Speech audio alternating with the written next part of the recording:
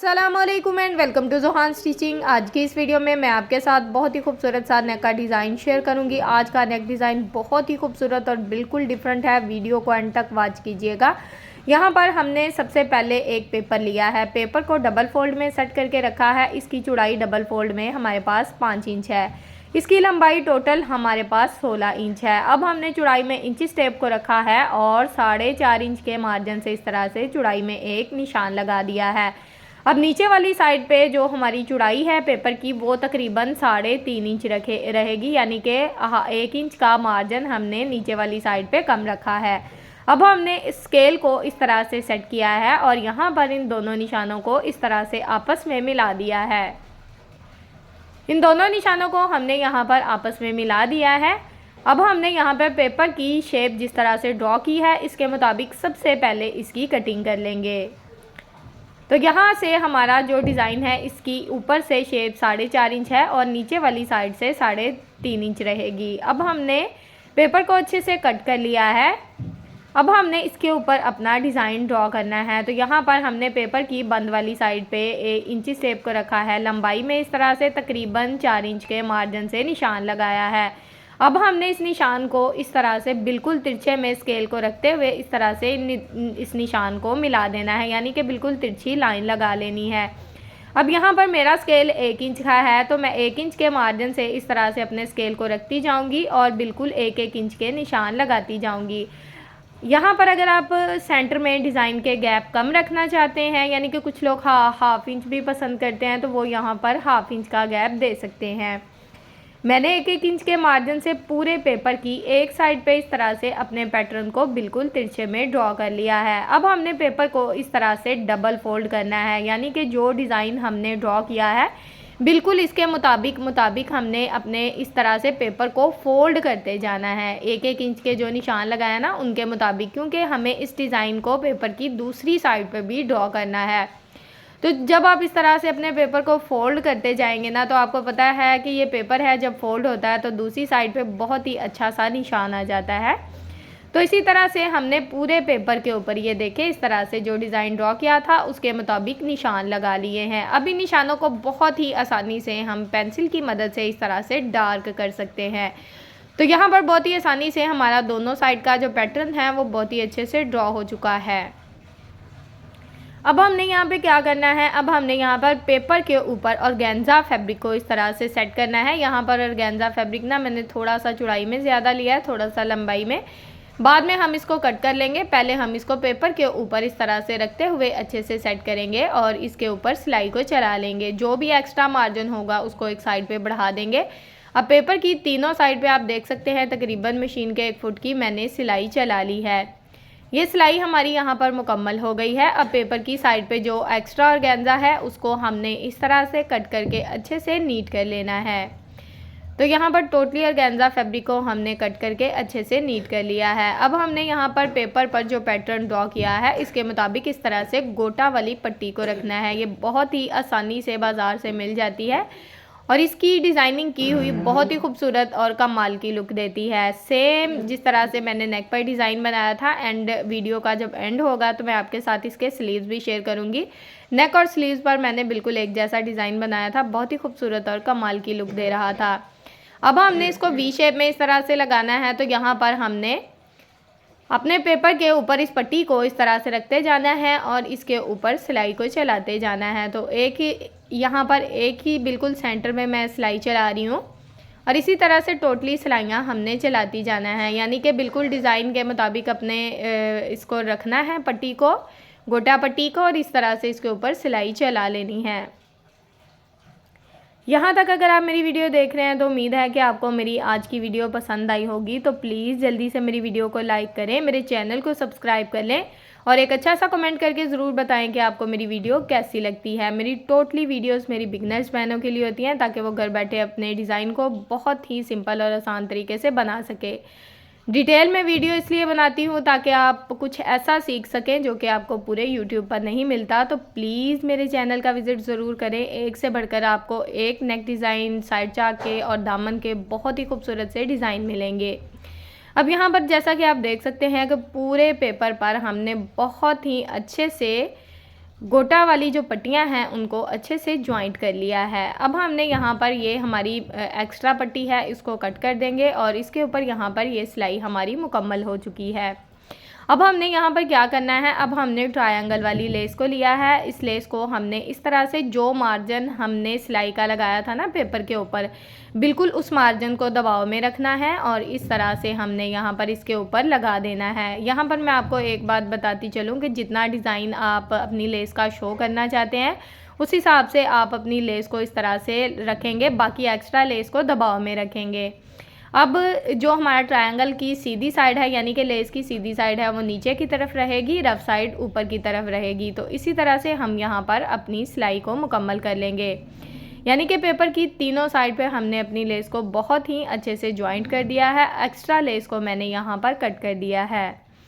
तो अब यहाँ पर मैं धागे को कट करूँगी। अब हमारी ये जो लेस है इसको हमने इस तरह से हाथों की मदद से, ये देखें बहुत ही अच्छे से पेपर है तो बहुत ही अच्छे से पलट जाता है, इसको हमने इस तरह से पलट लेना है। यहाँ पर ना हम इसको पहले आयरन कर लेंगे।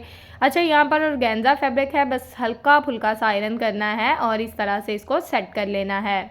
मैंने यहाँ पर अपना जो एक्स्ट्रा लेस थी उसको रफ साइड की तरफ मोड़ते हुए अच्छे से आयरन कर लिया है। सबसे पहले मैं यहाँ पर पेपर को निकाल देती हूँ क्योंकि पेपर को निकालने का काम थोड़ा सा मेहनत का काम है। तो इसको मैंने टोटली जो हमारा एक्स्ट्रा पेपर होगा ना उसको निकाल कर अच्छे से नीट कर लेना है। और जो नेक रेडी हुआ है वो मैं आपको दिखाती हूँ कितनी खूबसूरती से और कितने अच्छे से हमने यहाँ पर ये नेक रेडी कर लिया है। टोटली ऑर्गेन्जा फैब्रिक निकाल कर हमने नेक को अच्छे से रेडी कर लिया है। अब हमने नेक को इस तरह से बिल्कुल सेंटर से एक छोटा सा कट लगा देना है। अब शर्ट का जो सेंटर है इसमें हम इस तरह से निशान लगा देंगे। अब हमने ये जो सेंटर पट्टी रेडी की है यहाँ पर गोटा पट्टी वाली, इसको हमने इस तरह से अच्छे से रखना है और इसको अच्छे से पिनअप कर देना है क्योंकि जो हमारी शर्ट का फैब्रिक है वो भी तकरीबन चुनरी फैब्रिक है, जैसे कि आप देख सकते हैं, यानी कि रेशमी है बिल्कुल। तो इसको हम अच्छे से पिनअप करेंगे और इसके ऊपर इस तरह से सिलाई को चला देंगे। यानी कि जब आप नेक को पिनअप कर लेते हैं ना अच्छे से तो सिलाई चलाना काफ़ी ज़्यादा आसान हो जाती है।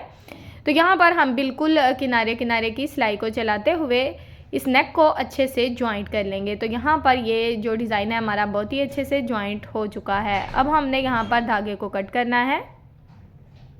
अब यहाँ पर ये चौड़ी पट्टी वाली हमने लेस ली है, इस पर भी आप देख सकते हैं हल्का फुल्का सा गोटा वर्क जो है ना वो हुआ है और ये मुझे रेडी मिली है। इसको मैंने तैयार बिल्कुल नहीं किया, ये बाज़ार से बहुत ही आसानी से रेडीमेड मिल जाती है। तो इसको मैंने बिल्कुल कंट्रास्ट कलर में लिया है जो कि शर्ट के ऊपर आपको शो हो रहा होगा। अब इसको हमने थोड़ा सा मार्जिन, तकरीबन ½ इंच का मार्जिन होगा, ½ इंच का हमने शर्ट पे ही मार्जिन छोड़ा है और इस तरह से इसको ज्वाइंट किया है। यानी कि थोड़ा सा गैप देंगे ना तो एक बहुत ही खूबसूरत सी जो लुक है ना शर्ट की वो आएगी सेंटर से। तो इसी तरह से हमने इसको ज्वाइंट कर लिया है। यहाँ पर आपने एक बात का ध्यान रखना है कि अपनी लेस के कोने अच्छे से बना लेने हैं। दोनों साइड से कोने अच्छे से मैंने सेट कर लिए हैं। अब यहाँ पर कोने के ऊपर मैं अभी सिलाई नहीं चला रही, यानी कि जब इसके ऊपर डबल सिलाई चलाऊँगी ना तब मैं अपने जो साइड वाले कोने हैं उनको अच्छे से कवर कर लूँगी। तो सेम इसी तरह से ये सिलाई हमारी मुकम्मल हो चुकी है। एक्स्ट्रा पट्टी को मैंने यहाँ पर कट कर दिया है। अब यहाँ पर सेम इसी तरह से हमने पट्टी की दूसरी साइड पे अपनी सिलाई को चलाना है। एक साइड की सिलाई तो हमारी मुकम्मल हो गई, अब सेम इसी तरह से दूसरी साइड की सिलाई को चलाएंगे और यहाँ पर आपने अपने जो कोने हैं इनके ऊपर इस तरह से साथ साथ सिलाई को चलाते हुए इनको भी अच्छे से साथ ही कवर कर लेना है। तो इसी तरह से यहाँ पर मेरी दूसरी साइड की जो सिलाई है वो भी बहुत अच्छे से मुकम्मल हो चुकी है। अब हमने अपने डिज़ाइन को रेडी कर लिया है। अब हमने इसके ऊपर नेक को रेडी करना है। तो यहाँ पर बुकरम का पीस डबल फोल्ड में है, इसकी टोटल लंबाई 10 इंच है और इसकी चौड़ाई हमारे पास डबल फोल्ड में 5 इंच है। अब हमने इसके ऊपर नेक ड्रॉ करना है। तो यहाँ पर नेक की चौड़ाई मैंने 3.5 इंच रखी है। नेक की लंबाई यहाँ पर पहला साइज़ मैं ले रही हूँ। पहला साइज़ मेरा 4 इंच रहेगा। 4 इंच के मार्जिन से इस तरह से मैंने लंबाई में निशान लगाया है।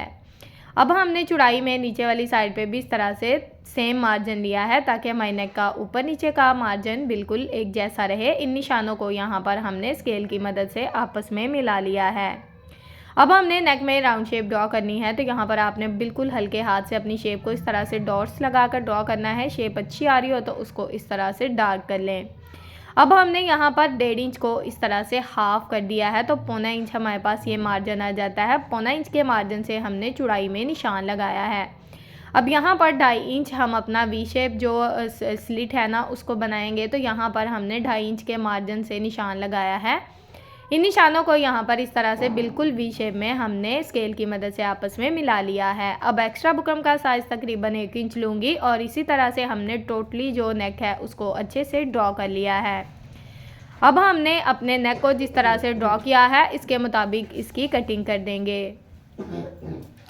तो यहाँ पर जिस तरह से हमने अपने नेक को ड्रॉ किया था बहुत ही अच्छे से मैंने इसकी कटिंग कर दी है।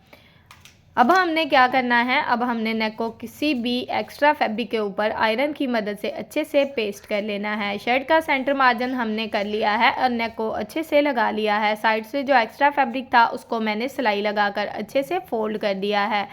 नेक के सेंटर में इस तरह से सिलाई चलाएंगे ताकि हमारा नेक बिल्कुल परफेक्ट शेप में बैठ जाए। अब यहाँ पर जिस तरह से हमने बुकरम को लगाया है बिल्कुल उसके साथ साथ अपनी सिलाई को चलाना है, ज़रा सा भी अपने मार्जिन को ऊपर नीचे नहीं करना। तो सेम इसी तरह से यहाँ पर हम अपनी सिलाई को मुकम्मल कर लेंगे। ये सिलाई हमारी मुकम्मल हो चुकी है। अब बिल्कुल थोड़ा सा फैब्रिक छोड़ेंगे, बाकी का जो एक्स्ट्रा फैब्रिक होगा उसकी इस तरह से कटिंग करके यहाँ पर इसको अच्छे से नीट कर लेंगे। अब कोने में हमने कट लगा दिया था, अब यहाँ पर पूरे राउंड नेक में अच्छे से कट लगा देंगे ताकि नेक को रफ साइड पलटने में हमें आसानी रहे। तो यहाँ पर हाथों की मदद से इस तरह से नेक को रफ साइड की तरफ पलट देंगे। अच्छे से इसके कोने सेट कर लेने और इसी तरह से इसको रफ साइड की तरफ अच्छे से पलट देना है और यहाँ पर हम इसको अच्छे से आयरन कर लेंगे। आयरन करके इसको हैंड स्टिच भी साथ ही कर लेंगे।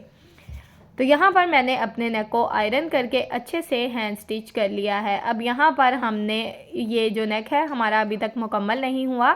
अब हमने इसके सेंटर में इस तरह से बटन लगाने हैं जो कि मैं शमोस के बटन लगाऊंगी।